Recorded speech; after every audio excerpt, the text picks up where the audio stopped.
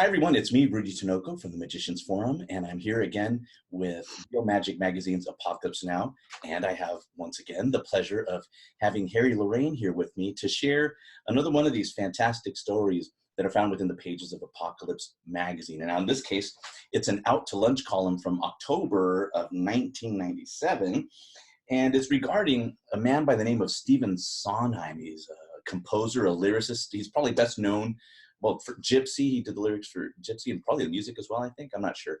West Side Story, I didn't know that he wrote the lyrics for that.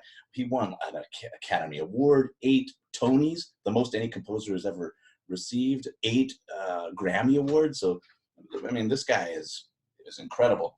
And in Harry's opinion, and many others probably, the man is also a genius. So now, Harry, in this story, you talk about the fact that Stephen Sondheim enjoyed puzzles.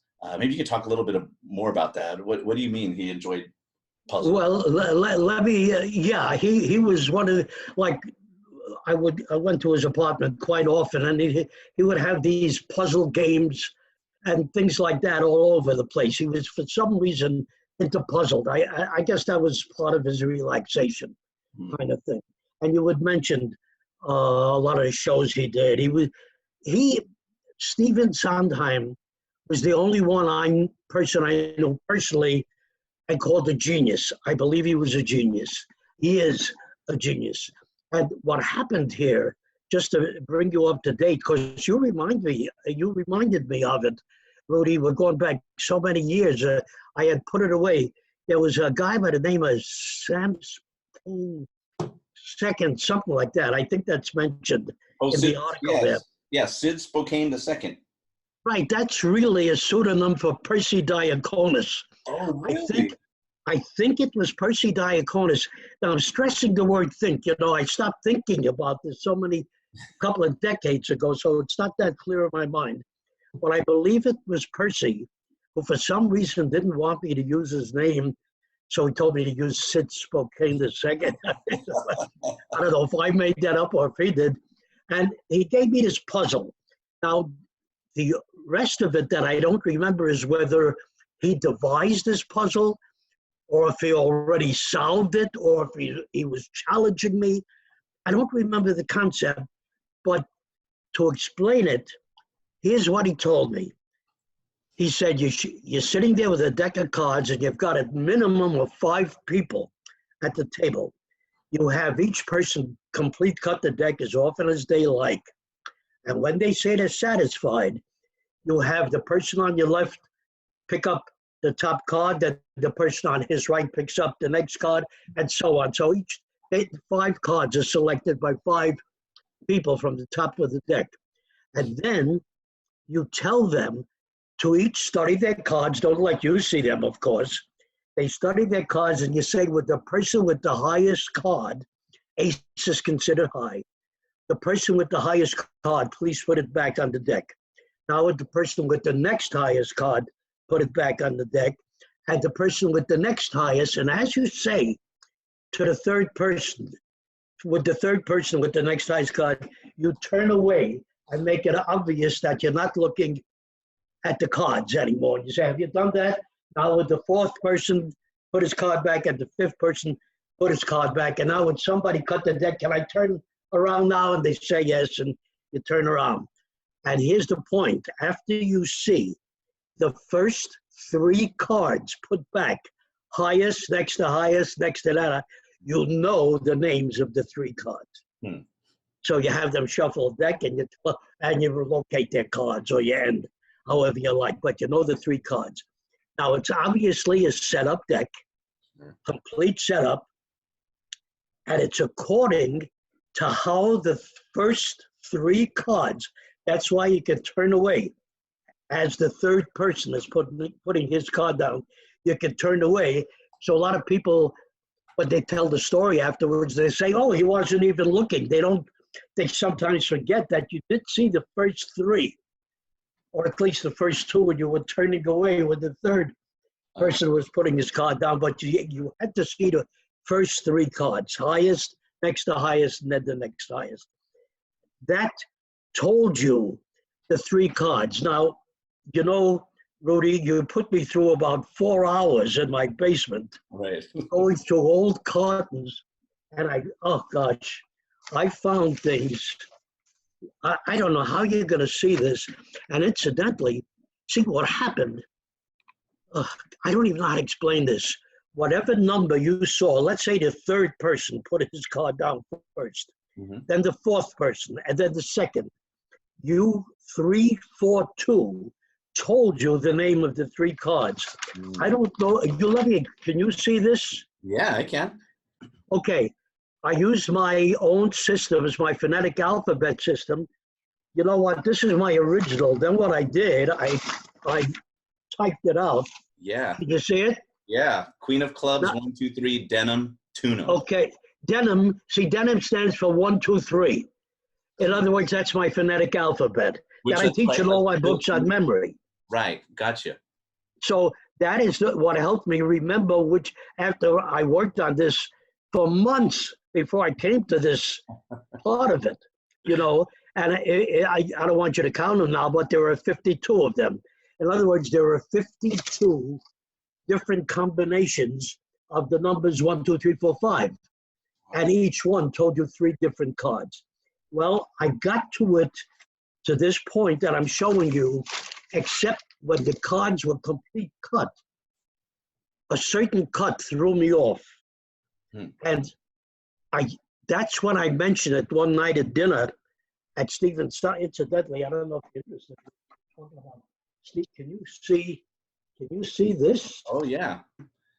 Right there, Steve Sondheim. I can't see it now, but I think Alan Alda is on that page, and Colin Powell, the then Secretary of State, and somebody else. Who else was on there?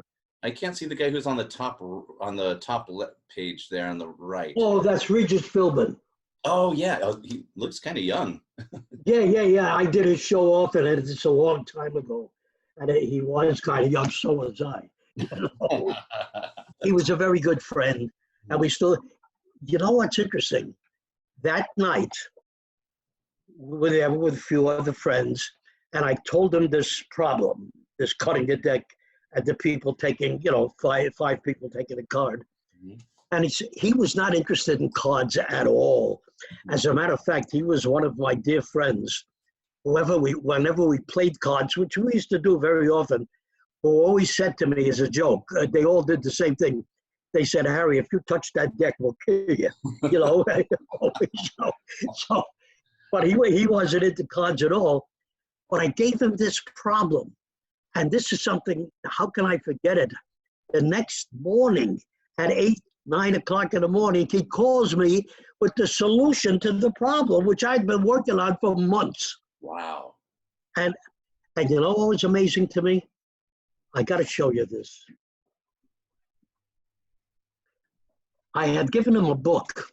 Now, this is what I was doing all morning when you remind me of all this, to find all these old things. This is from March of 2007. I had given him a book. I wonder if you can read it. See, tell me if you can read this. I can read it if you lift it up a little bit higher and move it to your right. Yes, thanks so much for the book. And pull back just a little bit. I can't. Pull it back. Oh, there you go. I can't wait to read it. As you know, it's my type. I'm delighted that you remember my solving your card problem. Doing so was one of the most exhilarating evenings of my life. Wow. That's right. Wow. I'm getting very emotional. This is Stephen Sondheim. Wow. Says that solving my problem with cards was the most exhilarating night of his life. Wow. That's incredible.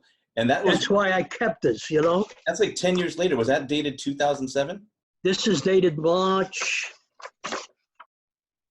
8th, 2007. So that's 10 years after this thing, and it's still, in his mind, a memory. Yeah. Exhilarating.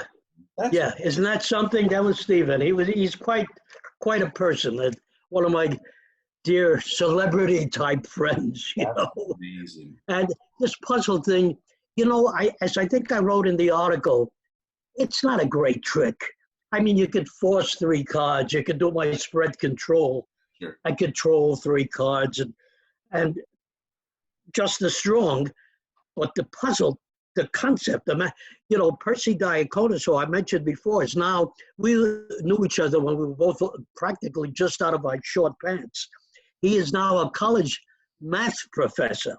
So this is the kind of stuff that he, I guess, was interested in, because he was also into magic. Right. But you're also interested, you seem to be the kind of guy who enjoys working out problems. So, you're presented with this challenge and dang it, you're going to figure it out. Similar to the effect that I taught in one of these later episodes of Apocalypse Now, where it required a full deck setup to do a poker routine. You know which one I'm talking about. Oh, yes. I presented to you this problem saying, I'd love it if we could end with the royal flush and spades. And at first you meant, screw it. Well, you couldn't get it out of your mind. That's it. Challenges drive me crazy. I can't get away from them. Right. And you made, I would say, in my opinion, a better trick. Less setup. No pharaohs required. Seriously, it's a better. I think what you had said, the original, I think, was ended with 4 of a kind, and you had said, can you make it that it ends with the royal flush? Right. That was what started it, I think. Yeah, and you figured it out. So you drove me nuts. Yeah, your nature is to get sort of stuck on something until you figure it out. Exactly. I like that. That's awesome. Nature it is beast. Sometimes silly things will do that to me, not important. Like, I solved this problem with the 5 cards, with the 3 selections. I'm never going to do it. I'm never going to perform it. I never did. But I felt I had to try to solve that problem. That's funny. The fact that I worked on it for months, literally, and Steve Sondheim did it overnight. I still can't believe it. And he's not into cards at all. Do you keep in touch with him at all? Yeah, we talk occasionally. Same with Alan Alda. They're all saying, gee, we're sorry that you moved out of New York. Steve Sondheim lives in Midtown, New York. Alan Alda and his wife Arlene, they live in, I used to see them more often in the Hamptons. We used to live within walking distance from each other in the Hamptons, but they also have an apartment in New York City. So when I lived in New York, I used to see these people much more often. Right. Now I'm kind of away from everything here in Newburyport.